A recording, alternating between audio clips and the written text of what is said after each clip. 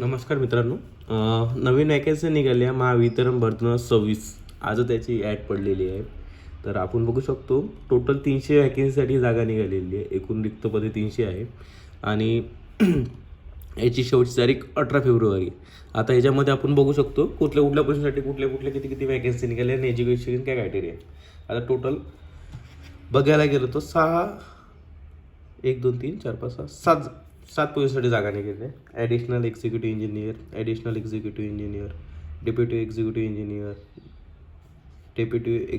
Engineer, senior manager आणि deputy manager असं total इथे त्यांच्यासमोर वॅकन्सीसमोर पदं पण दिले, किती पोस्ट वगैरे किती पदांसाठी आलेले आहे. त्याचप्रमाणे आपण खाली गेलो तर ऑफिशियल वेबसाईट कुठली आहे ही यांनी इथे मेन्शन केलेली आहे. त्याचप्रकारे 300 वॅकन्सीसाठी निघालेली आहे आणि 18 फेब्रुवारी शेवटची तारीख दिलेली आहे.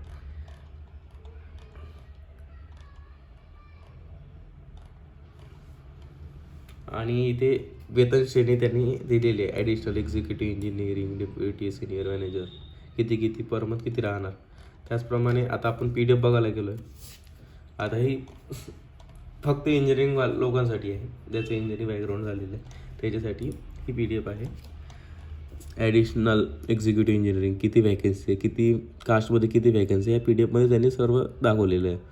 मी व्हिडिओ बघू शकतो.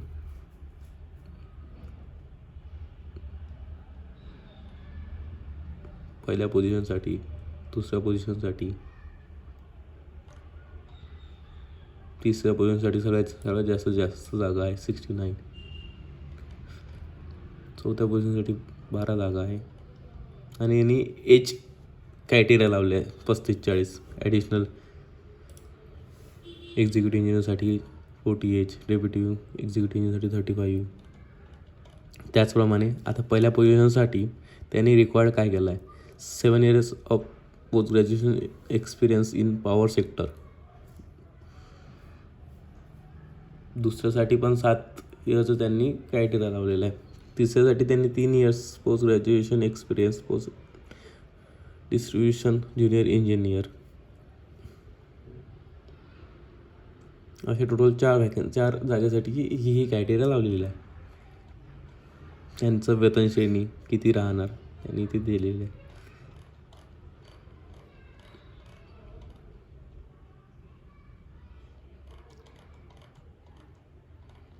आता यांनी पेपर्स त्यांनी सांगितलेलं आहे.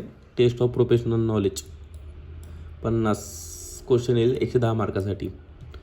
टेस्ट ऑफ रिझनिंग 40 क्वेश्चन 20 मार्क्ससाठी. Test of quantitative aptitude 20 question 10 मार्कासाठी. Test of Marathi language 20 question 10 मार्कासाठी. टोटल 120 मिनिटाचा पेपर राहणार.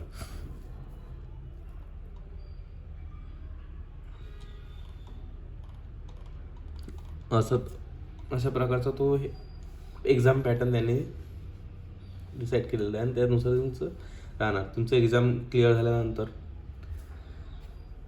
इथे त्यांनी नंतर पर्सनल इंटरव्ह्यूची दिलेली आहेत. सप्टेंबर 2nd and 3rd वीकमध्ये तुमचं म्हणजे त्यांनी इंटरव्ह्यू दिलेला आहे. एक्झामिनेशन ऑगस्टमध्ये राहणार. आता हे बघितल्यानंतर आपण याच्यानंतर जे फायनान्स अकाउंटंटसाठी जे व्हॅकन्सी निघालेले आहे हे आता इंजिनिअरिंगच्या होत्या. फायनान्स अँड अकाउंटंटसाठी ज्या निघालेल्या आहेत हे ह्या PDF दुसऱ्या PDF सिनियर मॅनेजरसाठी टोटल 13 जागा आहे. कुठल्या किती कॅटेगरीमध्ये आहे इथे आपण बघू शकतो. Second manager accounting finance and accounting P1 group इथे पण बघू शकतो किती वॅकन्सी किती काय निघालेल्या आहे. तिसरं डेप्युटी मॅनेजरसाठी टोटल 82 वॅकन्सी आहे. कुठल्यासाठी किती कॅटेगरीनुसार आहे, किती कॅटेगरी वाईज जागा आहे इथे आपण बघू शकतो. त्याचप्रमाणे आता सिनियर मॅनेजरसाठी CA ICWA CMA हे त्यांनी रिक्वायर्ड केलं आहे. क्वालिफिकेशन 7 वर्षाचा एक्सपिरियन्स त्यांनी रिलेटिव्ह मागितलेला आहे. त्याचप्रमाणे मॅनेजरसाठी CA ICWA CMA final pass out. Note BCom MBA पण यांना चालतं आहे, पण याच्यामध्ये 3 वर्षाचा एक्सपिरियन्स हवा त्यांना. त्याचप्रमाणे डेप्युटी मॅनेजरसाठी तिसऱ्या पोझिशनसाठी आहे ॲटलिस्ट 1 year यांनी एक्सपिरियन्स म्हटलं आहे. हे फायनान्स अकाउंटंट ऑडिटमध्ये. आता त्यांनी हे 3 पोस्टसाठी वेतन श्रेणी दिली आहे, किती किती काय काय राहणार.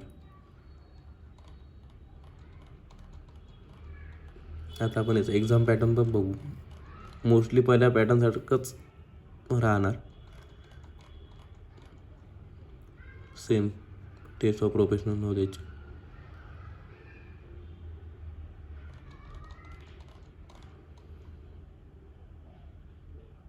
ST ओपन OBCसाठी 500 रुपये फी, कॅटेगरी लिजनसाठी 250 फी अशी दिलेली. सेमच यांचं पण तसं जुलै सेकंड वीकमध्ये पेपर वगैरे राहणार. जुलै ऑगस्टमध्ये आणि सप्टेंबरच्या सेकंड आणि थर्ड वीकमध्ये इंटरपर्सनल इंटरव्ह्यू राहणार. अशी भन्नाट अशी वॅकन्सी निघालेली आहे. मेगा भरती निघाली. तुमच्या रिलेटिव्हमध्ये कोणी असेल इंजिनिअरिंग बॅकग्राऊंड किंवा फायनान्स बॅकग्राऊंड त्याचा एक्सपिरियन्स असेल, आता कुठे वर्किंगला असेल, त्याला तुम्ही ह्या शेअर करू शकता व्हिडिओ.